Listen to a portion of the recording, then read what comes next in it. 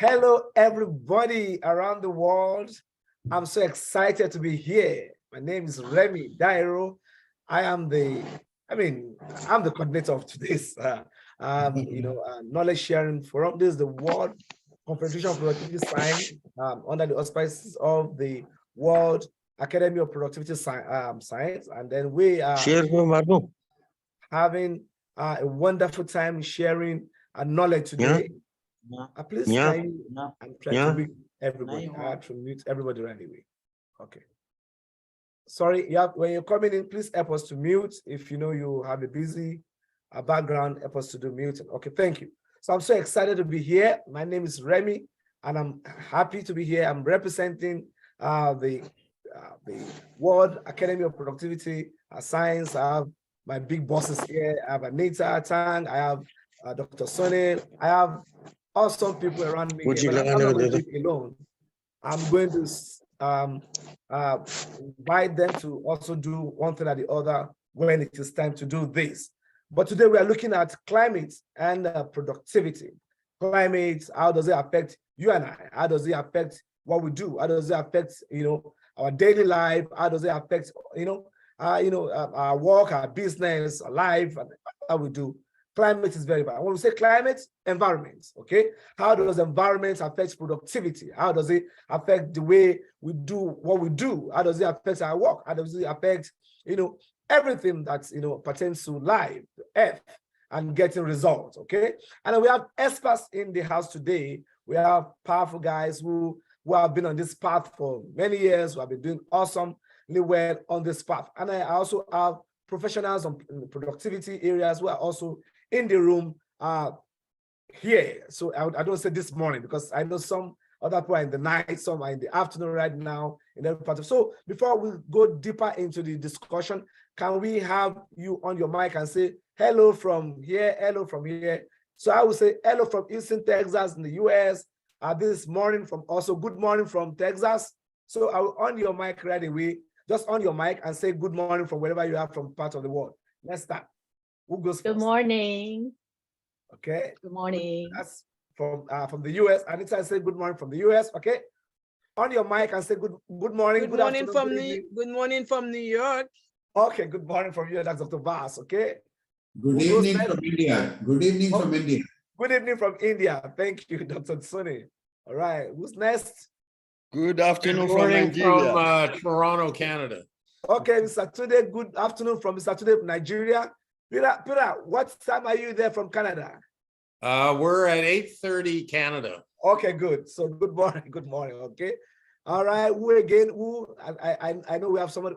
We have people from Nigeria. That's good afternoon from Nigeria. All right. Okay. Good morning from Mexico, Central Mexico, San Miguel de Allende. At 7:37 here.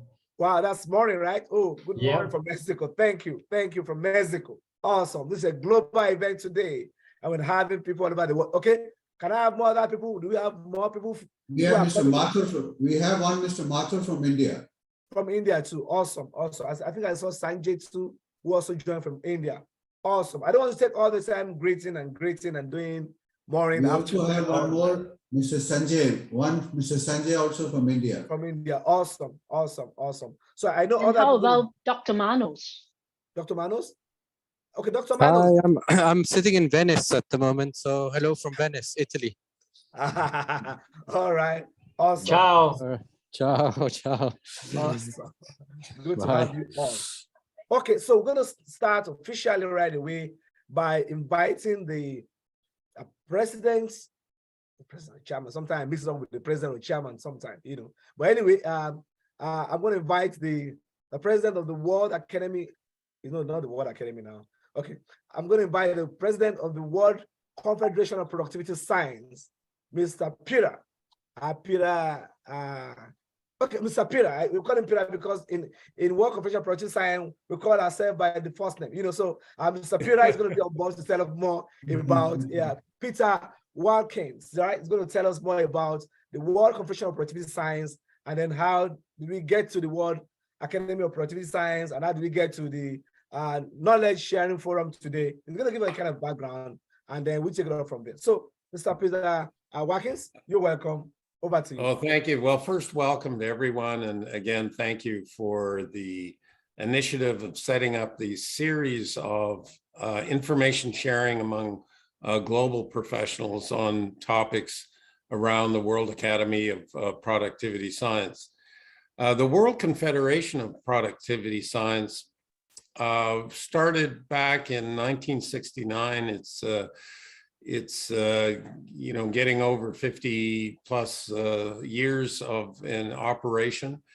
And it was set up to promote the dialogue on a global basis on productivity initiatives, and has been holding about every 2 years a world event, usually in a country where the country is looking to put together an economic agenda to improve its productivity. So we've done them in Sweden, we've done them in South Africa, in Canada, in China, and many countries around the world. And they've always been where we've been bringing the world to the local economy, and to put together these events of sharing, I guess, the best practices in the world with regard to creating almost always some type of economic productivity improvement. With COVID, we've been restricted in having those types of events, as you would all appreciate. And we are now rolling out again, getting more active to do these events. We have an event that we have been trying to schedule in China. It would be a world event with the world leaders on topics which requires global cooperation and global participation. So we're shifting our agenda to not so much, we'll continue to look to bring the world to local initiatives, but now we're shifting our mandate to say we want to bring world leaders together to deal with world topics that no country on their own or economy in their own can deal with properly. So it's a shift in our mandate, and we're expanding that mandate, looking for 2023 to have a world event. And then we also have another division, which is a World Network of Productivity Organizations, led by Anil Yilmaz out of Turkey, and supported by our chairman, Mike Dillon. And they are putting together their strategy to, again, launch a series of initiatives of education around productivity. And we're launching a series of initiatives in that aspect as well. So you'll start to hear a lot more from us as the COVID restrictions are starting to pass. And we look forward to reaching out to have you participate in a number of our initiatives, with the World Academy of Productivity Science, and second, with the World Network of Productivity Science. And then, of course, the WCPS itself for these world events where we're bringing the leaders of the world together to deal with issues of global concern, which are not addressable completely by any individual country. So I'll stop there.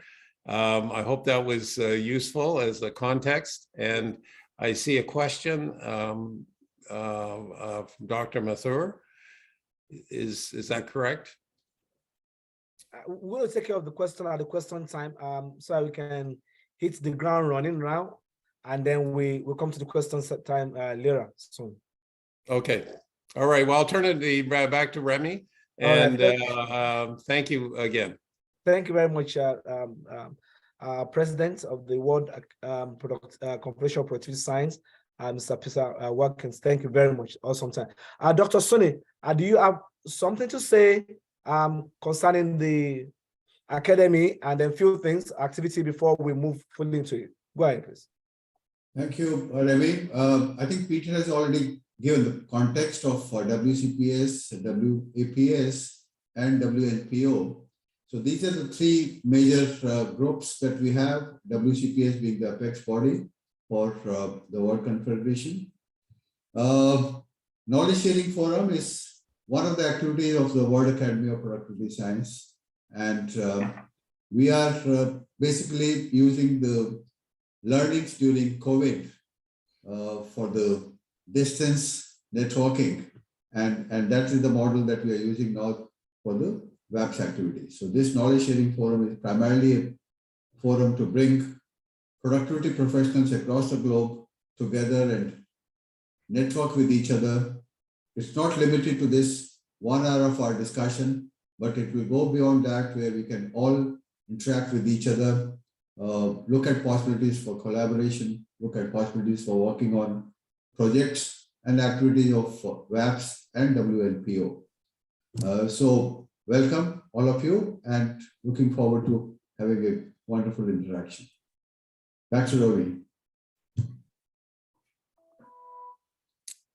You're on mute, Remi. Yep. Remi, you're mute. All right. I was so excited. I was just talking. I didn't even look at the microphone, you know. All right. Thank you very much, Dr. Sonny. That was awesome. And it's good. I wanted people to hear from you, for people asking questions about the Knowledge Sharing Forum. We talked about that. Another activity and I think Anita, we're going to wrap up with that, talking about other things that we do in the academy. All right. I'm so excited to be here, and I'm happy to be the coordinator. My name again is Remi Dairo, and I have my bosses here as Dr. Sonny and Ms. Anita, and everybody here. We're going to have a good time. All right. In 2015, United Nations General Assembly came up with what is called the Sustainable Development Goal. And then one of the goals of the project or of the vision is called the Goal 13, which is called the Goal 13, or what is called the Global Goal 13. And it is focused on what is called global climate action. And going deeper, I don't want to read the whole chapter, but going deeper, we're talking about how do we take urgent action to combat climate change and its impact on us.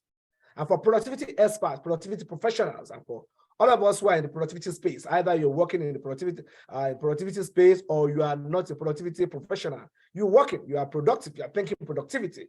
You know, climate affects the way we work, it affects how we work, it affects where we work, and then how early we quickly walk and all that. You know, you see, talking about climate environment, it affects a lot about our work, it affects our businesses, it affects our career, it affects the way we think, it affects our emotion.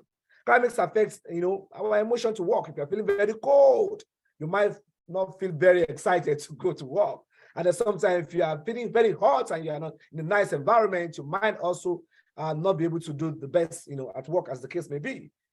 Climate also affects food productivity. Talking about food, human being needs food. You need to eat in before you be able to work out. All right. So, and climate, environment affects, you know, food productivity, people eating, people getting better. Climate is very key. Climate also affects our tools, our resources, our materials for productivity.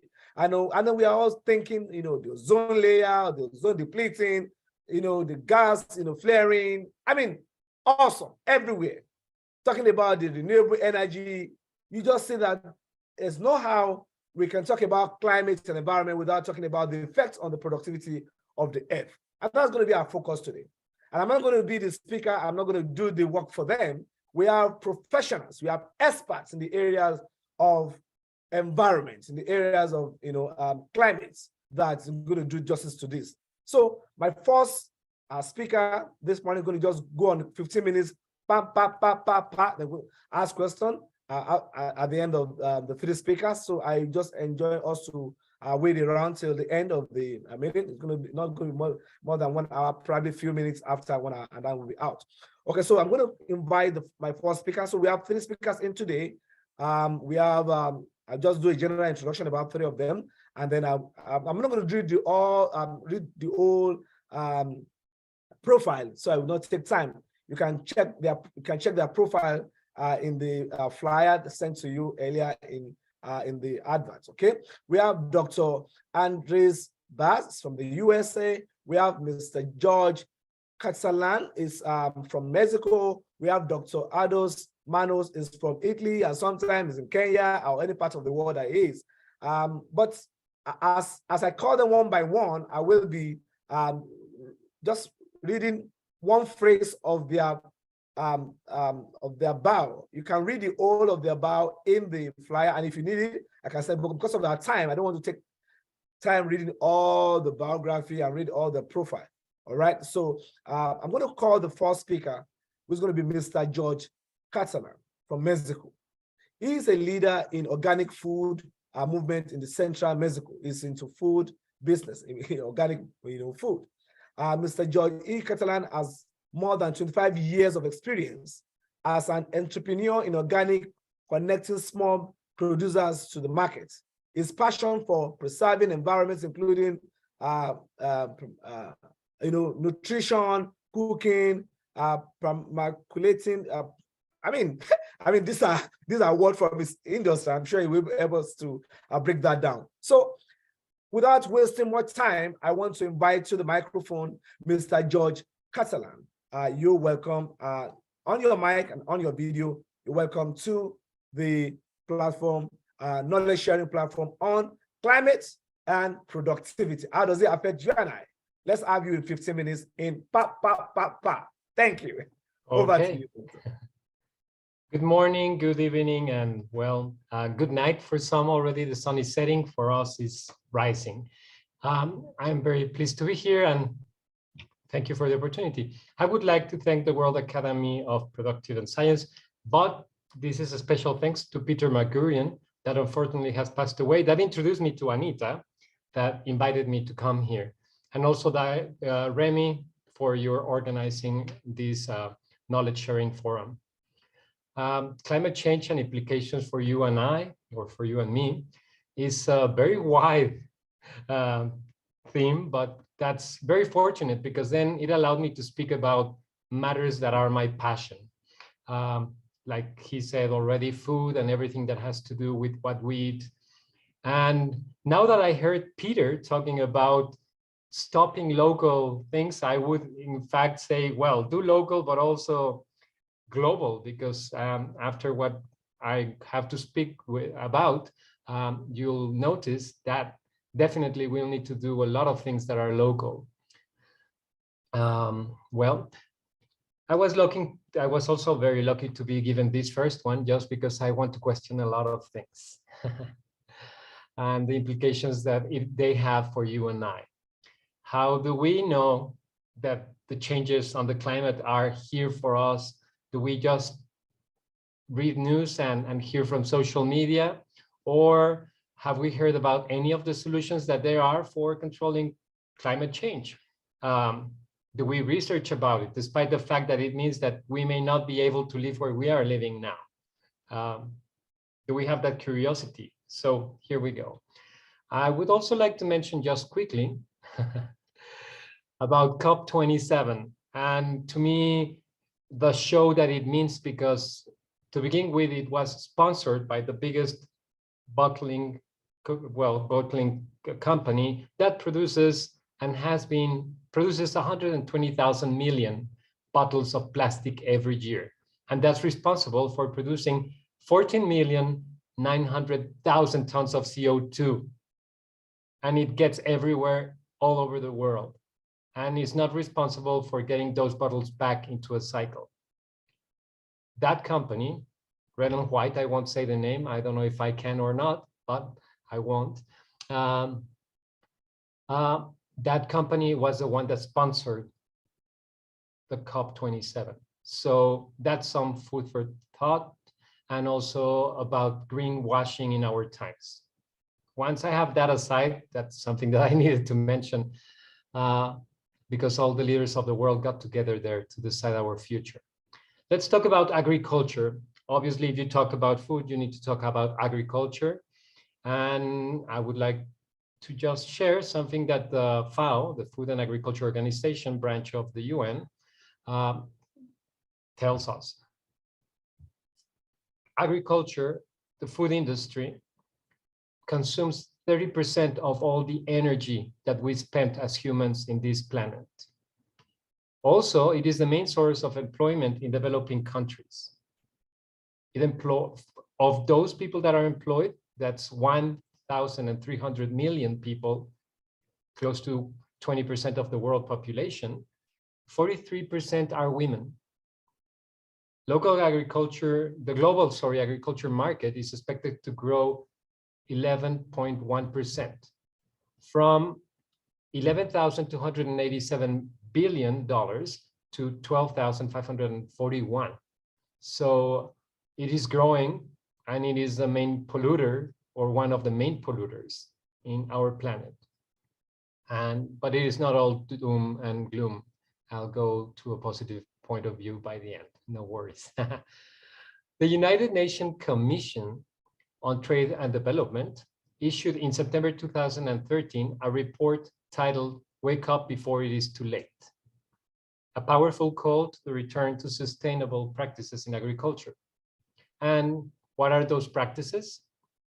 Well, it is basically allowing nature to do what it does best, a balanced thing between all forms of life, and, well, allowing the web of life to happen, allowing biomass. When you have bare land, the first thing that happens is the little things start growing, and there the succession grows and grows and grows, and we have all of a sudden it's covered with plants, and with that it's also covered with dead leaves and logs and etc. And you see fungus, and you get biodiversity. Basically, we need to allow biomass, necromass, necro meaning the dead part of the nature, and that will create biodiversity. With biodiversity, we get stabilization, because nature is redundant, and we try to break that redundancy by applying the methods that we are normally applying for growing our food. We need to let the force of nature help us. We don't need to fight against it. We don't need to have bare land all of the time. We don't need to grow the same thing all of the time, because now we'll have the problems that we're already having. Plagues that are resistant to all insecticides, the overuse of insecticides or fertilizers. We also have huge lots of land dedicated to just one. We're putting all of our eggs in one basket. We need to interact with animals in the fields, not kill them all. We need to give them homes. If we have a balance, there will be a balance in their populations too. We need to do composting.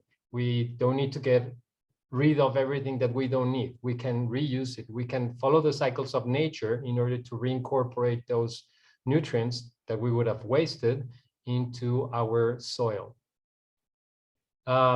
Stop tilling. Let nature protect the soil. Soil is one of the most valuable resources that we have, but it seems that we don't care. We care more about oil than soil. Increasing the organic matter in the soil for water retention, for allowing a healthy soil biome and microbiome, and most importantly, to retain carbon, to sequester carbon. The more carbon-based life there is, and we are all carbon-based life here in this planet, the more sequestration we can get. According to Ratan Lal, and he's the director of the Ohio State University Carbon Management and Sequestration Center, the world cultivated soils have already released into the air 50 to 70% of their original carbon. And much of this is oxidized, and then it turns into CO2. So on the other hand, soil can store about 19.2 tons of carbon per hectare, just by increasing 1% of the organic matter in that soil. So going to the next figure, we have approximately 5,000 million hectares in the agricultural, dedicated to agriculture in the world right now as we speak. That means that if we increase that 1% of the organic matter in all of that surface, we could sequester basically all of, not just all, but many times the amount of carbon that we're releasing. So, and I can go into the figures exactly, but it is just, we just need to change our practices in 38% of all the agricultural land in order to sequester all of the CO2 that we emit. If we do more than that, then we can reverse the damage that we have already made. And this is a quote from the Rodale Institute, and here in the chat, let me open this. I'm sending the link to everybody. That Rodale Institute is a very interesting institution because they have 70 years of experience, but they also have had an experiment of 41 years, running for 41 years, where they have plots next to each other of corn, of soy, of wheat, and they have applied conventional tractor-based, fertilizer-based, insecticide-based, etc. technology next to a regenerative organic agriculture one. And you can go to their website and check the results. The results are that it's always the biodiversity, the one that works with nature, the one that's more resilient, the one that produces more in average, the one that's basically doesn't need insecticide because there's all of the life there that takes care in case any population grows, it means more food for another species. That's the natural way that we have departed from, and that's the natural way that can help us deal with one of our biggest, well, top biggest problem we have now. I would suggest, in fact, if you go to the Rodale Institute website, there's the Rodale white paper that you can download and have check it, please. And well, why are we not changing tracks? Why? I don't know if all of you have heard about this or not, most probably because you all seem to be very knowledgeable, but if not, why haven't we heard about this? Well, I can tell you, the answer is easy. It's a big business. The global yearly fertilizer market, it's of 194,000 million. That's billion for the people in the States. The global yearly herbicide market is of 47,000 million. The global yearly insecticide market is 19,000 million. The global yearly agriculture equipment market, tractors, pumps, everything that you see behind a tractor or that's used to pack hay and etc., it's of 160,000 million. So what that means also is that we use 17% of all the oil in the world to grow and transport and refrigerate our food. 17%. And that's because also fertilizers, herbicides, and insecticides are oil-based. So what are our options?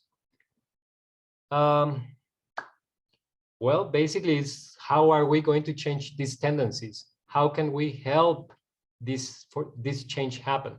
And I would again say by promoting local growers to provide our local markets.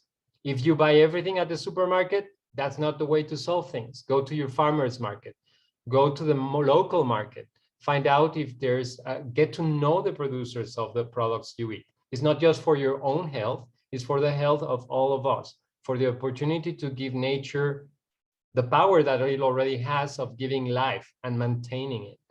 And that's one of the crucial things. I mean, and let's consider nutrition not just what you put in your mouth, but what you put in your skin, what you put in your hair, and obviously what you put in your mind. We need to also tune back into seasonal food. If you like tomatoes a lot, okay, grow them during summer or buy them during summer and can them, preserve them so that you can have them during winter. The planet cannot deal anymore with so much refrigeration. The most oil consumed in the world is for producing electricity, and a big chunk of it goes to refrigeration. So, and I'm not saying just eat vegetables. I'm just saying also, and that would be another topic to talk about, and I don't have enough time. We're coming to a closure almost. Animals, cows, don't fart methane. They burp it, but it is a natural way that decomposes and turns into sequestration of carbon too. The problem is when you get 1,000 cows together and put them on concrete, and then you generate pools of urine and pools of poop, and that becomes a pollutant. But if they're in nature grazing naturally, they fix nitrogen. They convert grasses that we could not eat into nutrients, into protein. So with that, I'll conclude. We're coming to a closing, and it was very quick and very nice to talk to you. Thank you very much.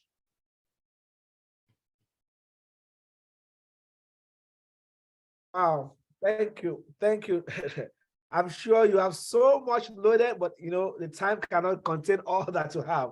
But I think we've learned a lot, and a lot of things are going on in the chat room. People are dropping their thoughts and they are sharing thoughts in there. Awesome. Thank you very much, Dr. George. You talked about, you know, about diversity. You talked about not fighting the nature, how to embrace the nature. You know, it's a reality. You talked about, you know, increase the organic value for the soil, changing our practices. Climate is a big business. I mean, I just learned that today, that climate issue is a big business. And if you're not careful, some are ripping out of it, and then some who are ripped out of it might not even know how important climate, is endangering us as human beings. Talking about going to local markets and getting natural food. Awesome, awesome, awesome. Thank you. I'm sure that we are learning and we are getting our notes in. Okay, I want to go to the next. So we're going to ask all our questions at the end of all the speakers. All right. I want to go to the next facilitator or speaker or the experts. Today, who is Dr. Andrise Bass. She is the founder and the chair of Humanitarian Focus Foundation, and is also the CEO of PRISCON. Dr. Andrise Bass is a philanthropist and sustainable development diplomat strategist. She holds PhD in public policy and human behavior. I mean, if I read all her profile, it will take more than an hour. Skip it. Dr. Bass, please save us, because I know many of us have already seen our profile in the flyer. So please read more about her, or you can Google her. Because of our time, Dr. Andrise Bass, can we have you take the microphone and take us to the next level? What is climate, environment, and how does it affect us? Thank you. Go ahead. Good morning, good afternoon, good night, distinguished guests. Thank you, WAPS, for having me. It is an honor for having me to speak on a subject that's shaking all of us globally. They have no one who can open the TV, who look around them, do not understand climate change. Even you never heard about it, God, now is the time you say, okay, something is not happening and something is not clear. So scientific evidence and experience is a clear climate change is already having significant impacts on people and nature. And we can see that, especially when it was the COVID started, and we can see, all of us saw the difference, how the piece, how animal. I have a friend of mine who sent me video who said that's the first time animal can really free, because the human action was not there to disturb their peace. I always say that. The first speaker was talking about, it doesn't tell us to be vegetarian, but it tells us to be more careful at what we put in our body, because it is true. The evolution is not only confined the humans and the species which inhabited this planet has suffered. The earth itself is in a process of evolution. Geologists, archaeologists, that earth temperature is changing. Why making change? It's the plantation, the vegetation, the human action is a contribute to all of that. Climate change is one of the most searches and taught in the recent years. If you Google it, every second somebody make a research to know about climate change, which is 4 years ago, it was not like that. Regardless all the UN reports, the activists, the kids on the street talking about climate change, we're still missing something. The missing elements, what is an implication for you and me, is there is not enough action. We make a lot of talk. We walk on the street. We talk about how the CO2, we have to reduce carbon emission, and we talk about it. We put in more oxygen, but what we do is what is matter.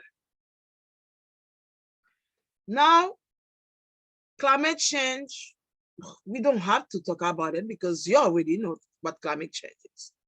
But it's just an overview because the SDG, the Sustainable Development Goal, assign one numbers, number 13. That's the way we can talk about climate change. They were specifically. The UN is really lucky because at the last moment of the climate issue, the president of the assembly, Antonio Guterres, specifically pushed any issue on climate change because climate change is human right. You cannot tell me you're talking about environment if I would concern about human right. It is the right of the earth to breathe. And who are affecting it? Most of it is us. The dramatic increases and decreases in the temperatures at different places in the world is also because of climate change. Let's take a good look at Pakistan. I choose Pakistan because I have a lot of friends who's in Pakistan, and my organization got a branch that's been become a direct connection between me and Pakistan. Look at the massive floods from which a lot of countries got affected. But when you look at Pakistan and that flood, 72%, just imagine, you're in a country, 72% of that country was affected by flood. The flood increased migration. Climate change increased also become a human rights issue because when people move from one place to another place, now they have food and security. We don't have to tell you because if you look at the biggest problem at the beginning of the war between Ukraine and Russia, they tell you the famines, the food was the most important than everything else because every country make the budget. If you never know, everybody every year got the policy change to have a budget for the policy. And from that, you know, that's why they have a census.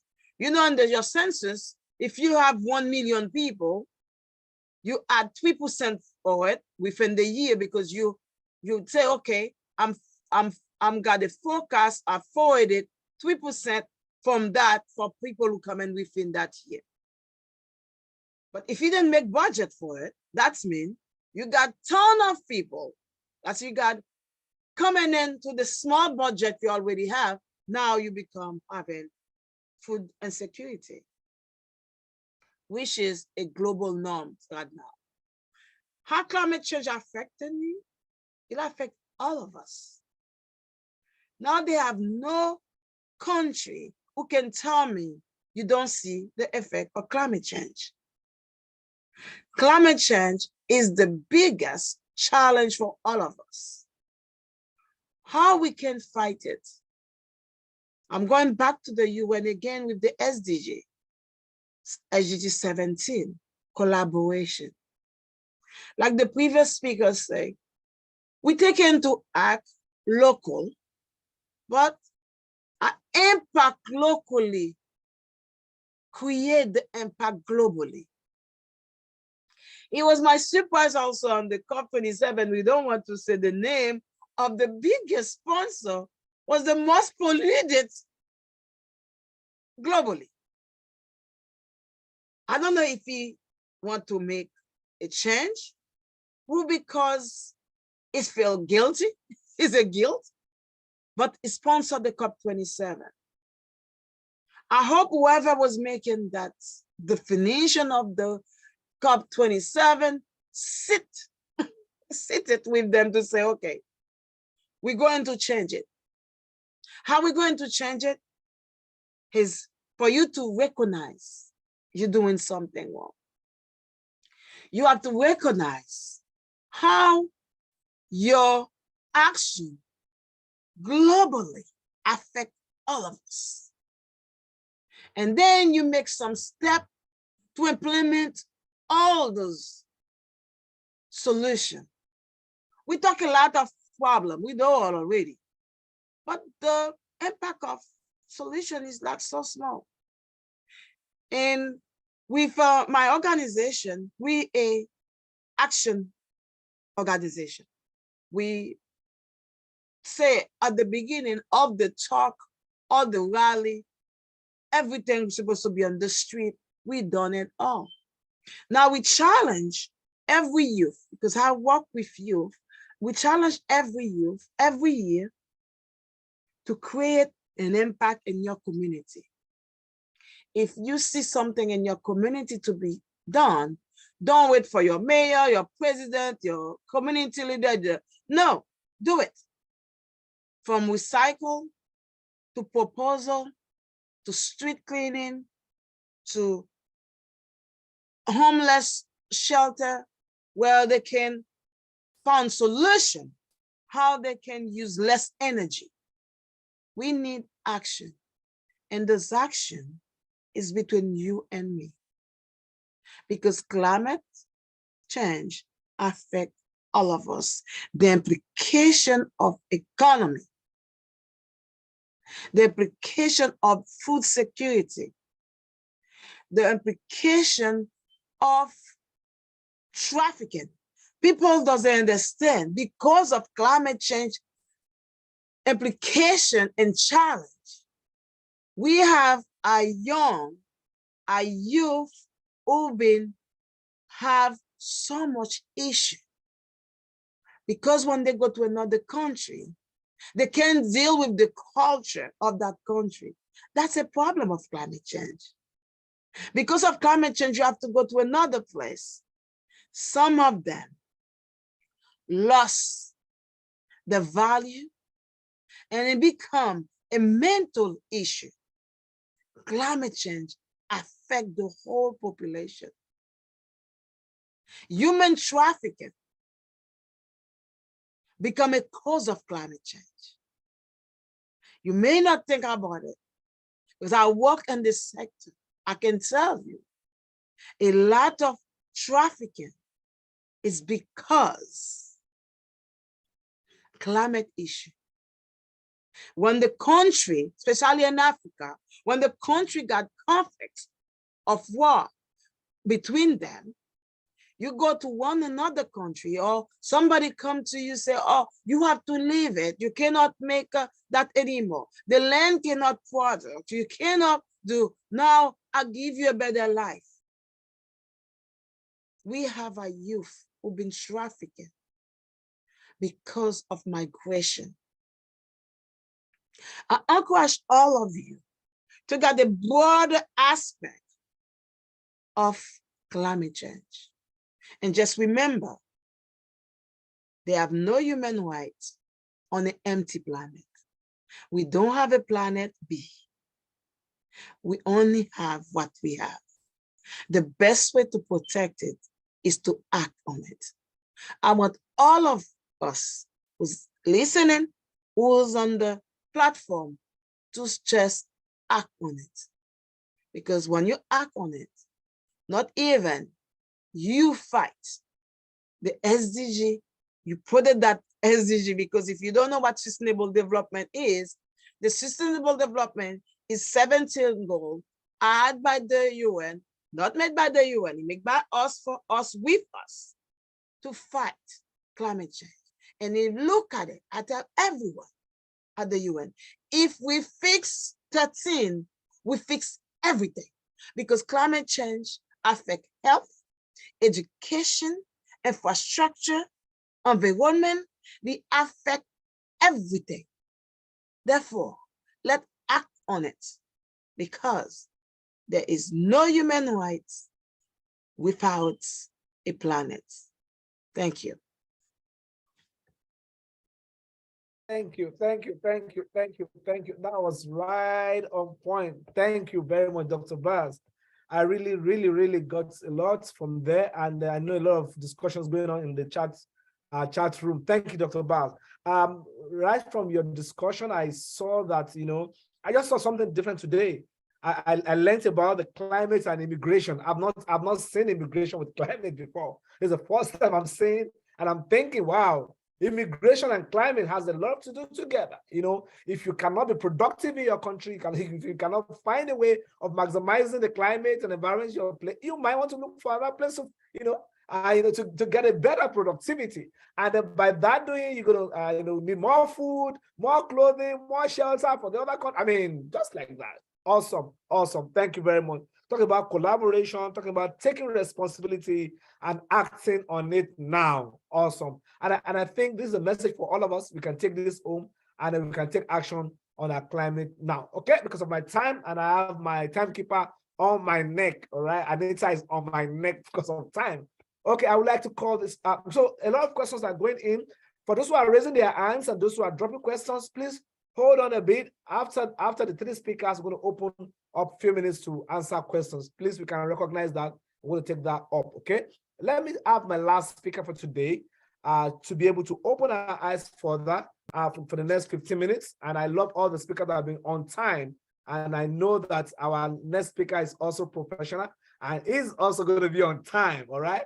Is a father in this industry of environment. He has been practicing for many years. I just read just a brief profile. If you want to read all about his profile, please Google him or go to the flyer and check more about him. So I'm going to invite to the microphone Dr. Aldo Manos. He's from Italy, Kenya, or any part of the world that he is practicing from or is talking from now. He's a former director of the United Nations Environment Program. So you can understand what I'm saying.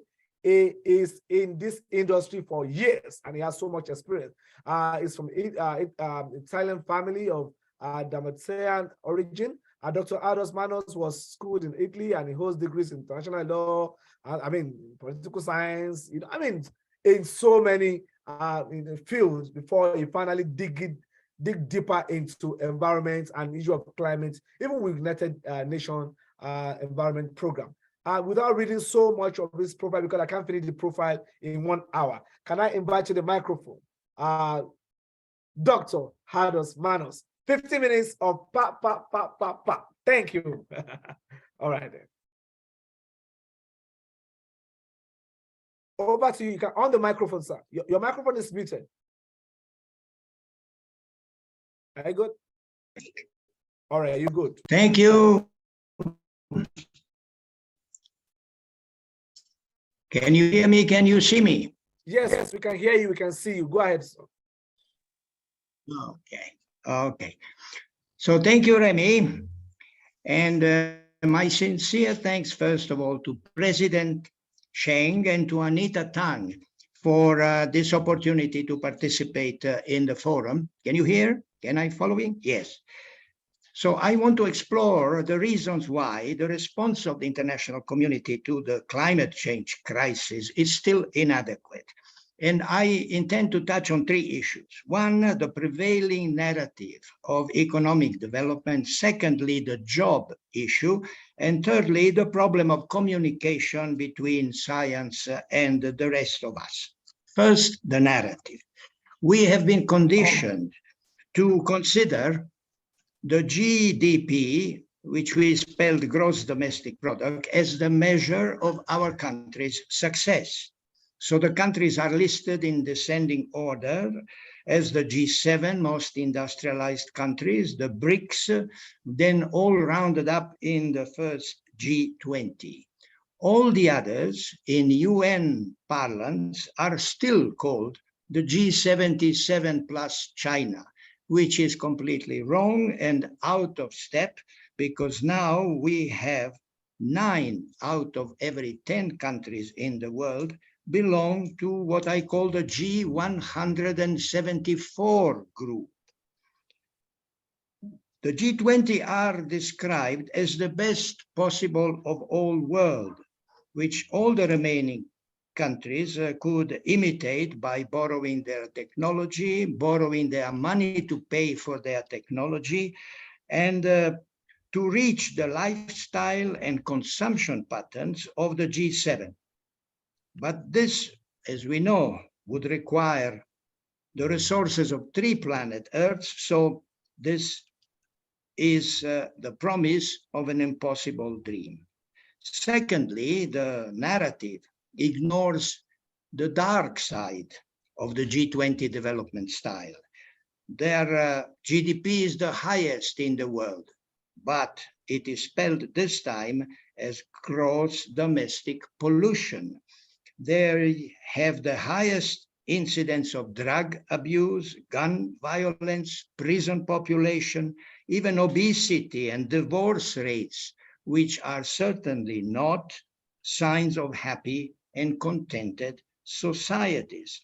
In military terms, all this would be described as collateral damage. Thirdly, those who dare write that there are limits to growth, that small is beautiful, that less is more, or that the best things in life are free, are treated like dangerous lunatics who want to push humanity back to the dark ages. But in those so-called dark ages, the sun shone just as brightly. Galileo, Sir Isaac Newton, discovered the laws that govern the universe, and Shakespeare and Goethe and Mozart and Beethoven wrote masterpieces using a quill and an inkstand. It is brains that are more important than the gadgets. When I ask myself why, is not the environment a higher priority? The answer I get, it's the jobs, stupid. To repeat a famous slogan from Bill Clinton presidential campaign of 1992, jobs, because the tree huggers may well save the life of a beautiful tree, but it is the lumberjacks who cut the tree who get paid. Those who transport the lumber to the sawmill get paid. And also are all those who use the timber to build houses, to make furniture, pallets, children toys, chopsticks and toothpicks. At every stage, there is machinery, technology, and people at work, and paychecks that put food on the table. The production of chopsticks alone, I'm told, employs 100,000 laborers in 300 factories in China. So if our only choice is between hurting Mother Earth or let our families starve to death, the answer is never in doubt. We need to break the vicious circle, whereby whatever we produce, we pollute, and many of the things we produce keep polluting on and on. We need desperately innovative technologies. Then to the point of the clash or lack of understanding between the two cultures, that of science and the arts or humanity. It was raised in a celebrated lecture by C.P. Snow at Cambridge in 1959, then became a book. But this story goes much further back. It was Pliny the Elder, a famous Roman scientist, who first mentioned an event that went back 300 years before his era, when a famous painter, Apelles, was showing his painting at an art exhibition in Athens. And like painters do still today, he was mixing with the crowd of visitors to listen to their comments. And one of them was there pointing at the painting, saying, "This is all wrong. I'm an expert. I should know. I am a shoemaker myself. See that strap on the sandal. It is wrong. it should be attached here, not there. Otherwise, you will lose the sandal. Now, the painter corrected the mistake, but when the visitor was trying to express an opinion on another part of the painting, he stopped him with a sentence which we all remember 2,300 years later. He said, "Cobbler, stick to your lust," which I then translate for our conversation today as scientist, stick to your lab. This is not a provocation, and no disrespect is meant, because we all accept and respect the conclusion and recommendation of the IPCC. But those recommendations must be implemented by politicians, since we live in democratic society with a market economy. And politicians belong to different political parties, which hold different views and priorities on the most highly political issue of our times, the environment. Because Snow's central argument was that if we want the economy to prosper, we must teach more science and mathematics. I am turning that argument on its head. If we want the environment to prosper or even survive, we must teach more politics and governments, because it is politics that decides what we must do, what we must not do, and how our tax money will be spent. Often the message that is supposed to convince us to change our lifestyle and reduce our carbon footprint are not very effective, I'm afraid. When I read in The Guardian, I quote, "What we found suggests that people need to hear the same accurate message about climate change again and again. If they, by this they mean you and me, if they only hear it once, it recedes very quickly." This to me smacks of the arrogance of science. We all know there is a gap between what we know and what we do. For example, we know that this year, more than 1 million people will lose their life in traffic accidents. And yet, every day, we sit behind the wheel and drive a car. At times, the message is so extreme as to border on environmental terrorism. Humanity stands on the brink of a precipice. We have reached the tipping point. We only have 500 days left, or to quote from the opening remarks of the Secretary General at the last COP27, we are speeding down a highway to environmental hell. If the alternatives are presented in such terms, then some misguided activists may think, what is more important, life or art? What is a Van Gogh painting when the future of the earth is at stake? And they arm themselves with tomato soup, mashed potatoes, spray paints, and sharp objects, and go deface works of art. So I was present at the creation of the environmental movement because I attended the first UN conference on the human environment in Stockholm in June 1972. I was on the staff of Maurice Strong. There was only one country that was represented by a head of government, and it was India. And Indira Gandhi delivered a famous speech where she termed poverty as the greatest polluter. But there are events that took place at Stockholm which are not recorded in the documentation. There was violence on the streets of Stockholm. Young people tried to storm the venue of the conference to protest against the slow response of the national delegations. And they were only stopped by a charge of the mounted police, and heads were blooded. Now, last June, the UN General Assembly convened a conference called Stockholm Plus 50 to commemorate that historic event and take stock of the action taken so far. This time, the countries were represented by heads of state, heads of governments, and ministers were thick on the ground. The few surviving eyewitnesses of the first Stockholm conference were invited as special guests of the Secretary General, and I was one of them.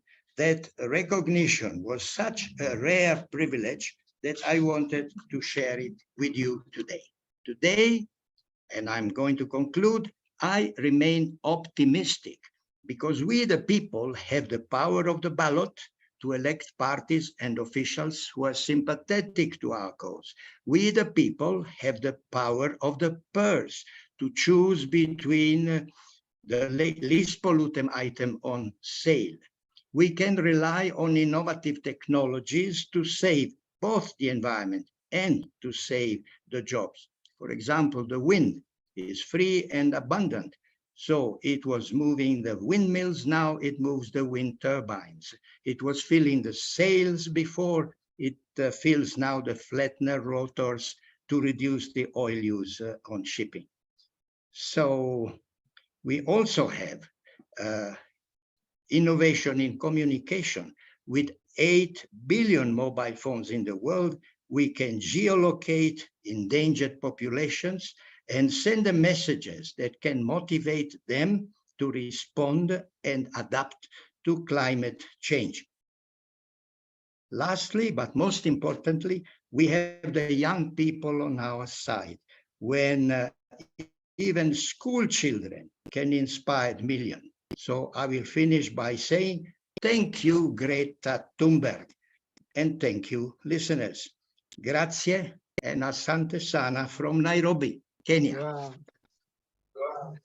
Okay.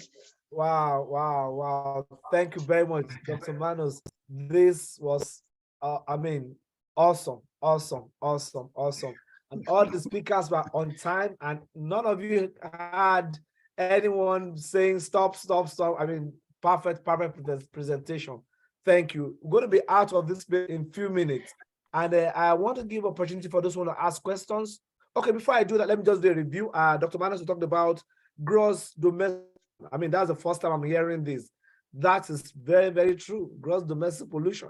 So when we are talking about gross domestic products, we should also be thinking about the gross domestic pollution. Very, very important. Talking about people who turn environment to profit. How do you produce without polluting? Very, very important for production managers and for CEOs. What about science without humanity? Science without thinking about the effects of on the people. You talk about innovation through our communication. Innovation. We can use technology. We can use the young people can learn the new skills and new culture of preserving the world. Thank you very much. That was awesome. Awesome. All right, Anita, I'm sure I might be missing some questions out, but let me just ask my questions. So if I have any questions from the chat box, quickly let me know. But let me ask questions from our speakers. One question, and I want one minute answers, right? And then Anita will help me from the other side, and then we'll wrap up because we're already late now. But I just want us to ask questions to make this very valuable to every one of us. Okay. So I want to ask Dr. George. I know you talk about chemical fertilizer, vitamins for food and all that. You're also aware of the hydroponic side of helping to grow plants without the soil and all that. What is the effect of innovation, earth innovation, chemicals, fertilizers on the people of the earth? So you answer that in 1 minute, and let me give all the questions. So that's for Dr. George. For Dr. Bass, I know you are into NGO, you are into non-governmental fighting. You talked about the human rights of environment and all that. Okay. Do you think the NGOs or non-governmentals, on environment, do you think they are doing enough? Because there are a lot of things going on that side. Do you think the NGOs are doing enough for the environment? Okay, that's for Dr. Bass. 1 minute answers for you all. Okay, from Dr. Manos, I want to know what is the future of business or career if we take away this, pollution, if you take away production without pollution, if you take away, if you say innovation without contamination, what's the future of business and career in the new climate you are envisaging, you are seeing, having the background of your background and your experience over the years? What is the future of business and career in this respect? So let me have you one. So who goes first? Dr. George, you got your question? Give me your answer in 1 minute. Okay. Here we go. I would say that we need to stop trying to make a business out of everything. I definitely agree with Aldo Manos, with Dr. Aldo. It's amazing how we're trying to do business. We don't need fertilizers if you're producing in a small plot. And producing in a small plot means also food independence, food power for the people. If everybody would be growing their own food, they wouldn't be leaving their country if they had food insured. They could even, if everything was organized in a natural way, then people would buy and interchange food between them. Another thing covered. That means we can start playing the monopoly game that Dr. Aldo also mentioned, of the top countries being the ones that had the more hotels in the board. We don't need to be depending on the providery of other nations. We don't need McDonald's. We don't need Burger King's, Kentucky Fried Chickens, or anything to eat. We wouldn't aspire to eat that because it was on an ad on the television. Doing things in a smaller scale without the chemicals, that's the way to go, because it's the way that it's safe, that we can control. Thank you. When we control it, then we are empowered. Thank you. Thank you. Awesome. Awesome. All right, Dr. Bass, are you there? Yes. How did the NGO doing enough? No, we're not. They have more things to be done. We have to stop. What area does NGO need to branch into? Yes, examine the NGO, and I operate in 56 countries. That's why I can tell you, the NGO do not do enough. Some of us, even they have the NGO, they more business minded. We have to move ourselves away from that business to awareness. Awareness without action is null. I totally agree with it. That's why I say we need to take action. A lot of them is put on piece of paper, make people work it. The same company who say I'm fighting climate change, but every conference you go, they have so many papers. I just finished a conference we did in Abjila, Turkey. I came last night. That the mayor told me that was the first time in the conference there was no paper waste. We didn't waste no papers, no paper at all. Everything was digital. We send you thing, we give you a badge. We say if you scan the badge, everything you need is right there. You don't need. And also we put in place how after each food we finish, how to cut all the crops to send for fermentation that the farmer can reuse it. We need action. I'm done talking. I don't like those people going to the street, wasting their time. Yeah. I need action. You need to speak action. And what action means? If you see something to be done, don't complain about it. Start doing it. Doing it. Because the first part of anything is the start. Because as soon as you start, everyone will start. I can see your passion. I can see your passion fighting for humanity. Yes, but I'm a big believer of climate change. I know we can make it. I can see that. We can change that. That's awesome. Thank you, Dr. Bass. All right, Dr. Aldo Manos. 1 minute. You get your question? Yes. Well, 1 minute. I know that the business of business is business. so that large businesses need to make money, which they are very good at doing. That's why most innovations that will change their own operating methods may happen outside big business rather than inside big business, at least from my experience. So the innovative ideas need encouragement, need seed money, need sometimes even legal support in order for them to not to be pushed aside by big money. This is the idea that innovators are sometimes small startups. And this is why I was very grateful to hear Dr. Bass speak of her support to startups, who need encouragement and money. This is the idea. Innovation will mostly come from outside of big business. That's my minute. Awesome. Thank you. Awesome. Let me quickly just take the question we have in the chat room. Anita just sent this to me. It's from Professor Ban Sokwedo. He said, how do we address the following? In South Africa, there are many 500 insect species that cause damage to crops planting. Insecticides play a role in ensuring that the farmers maintain sustainability despite the constant. Okay, what's the question? It said in South Africa, I think this question goes to Dr.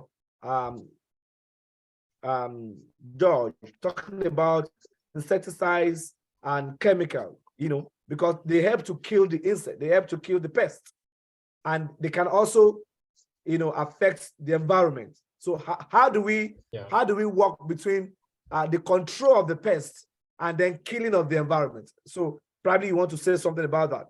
Then another person said, find an agency, demand environment compliance between. So talking about compliance between investments and designing investments.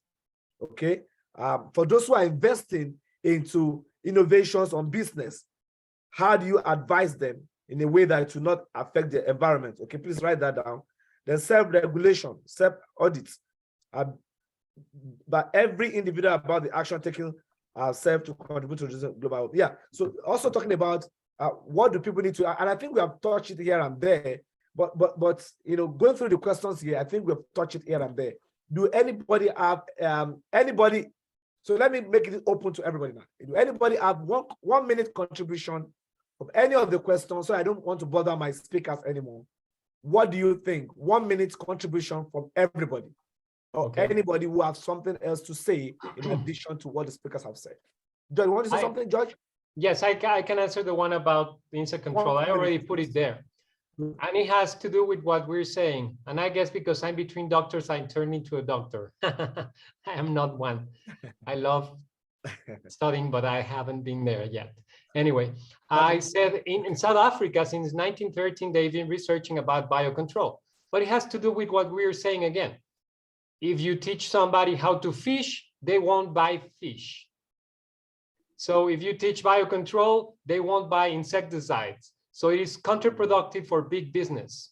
That's why most people don't know that biocontrol is an option. There's no business in it. It is empowering the people. And that's what governments, because they serve businesses, don't want you to know. That's it. Awesome. Thank you. Is anybody want to say something else? 1 minute. We're wrapping this up. I just want to know if anybody want to share something.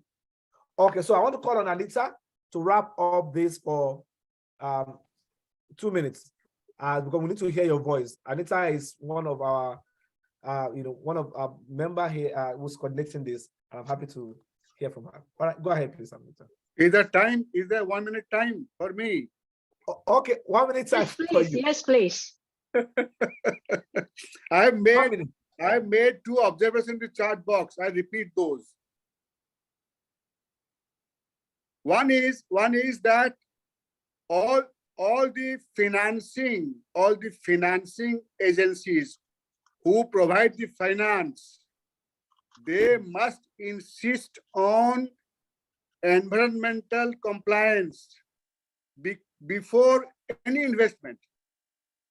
No investment should be made to any company or any organization which is not complying with the environmental sustainability. Finance will come only when they respect the environment. Otherwise, no. Yeah. No financing. We must drive finance to the damaging units and companies. If are damaging, no finance to you. Awesome. Second thing, we have been talking about you should do it, you should do it, you should do it. What about our own self-regulation and self-audit? Can we on a daily basis audit ourselves? How much energy we are saving? How much water we are saving? How much resources we are saving on a daily basis individually? That is the self-regulation. So I think these are my suggestions. Thank you. Thank you. Thank you. Thank you very Awesome. much. Thank you very much. All right. Anita, please wrap this up Senti, for us. questi and then ancora parlano, qui ce n'ho per un'altra mezz'ora. let me mute Dr. We have Manos. somebody else.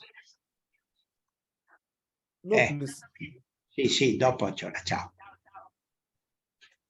Dr. Manos, let me mute him. Okay. All right, Anita, please go ahead. Okay. First, I would like to thank our speakers for providing us with the valuable information leading to such an inspiring session. I can see all the excitement and the passion from the speakers as well as from our participants. And of course, we need to also thank our participants for the support and all the wonderful comments, which, as you guys see, I've been on the computer to contributing to the chat. And very shortly, we're going to send out a recording link to all of you for the session.